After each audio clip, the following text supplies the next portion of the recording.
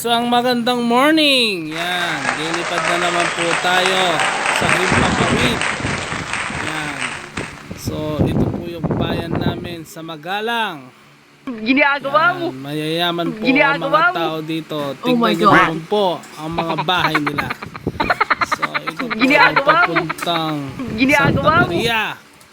So, sit back and relax. Enjoy the flight.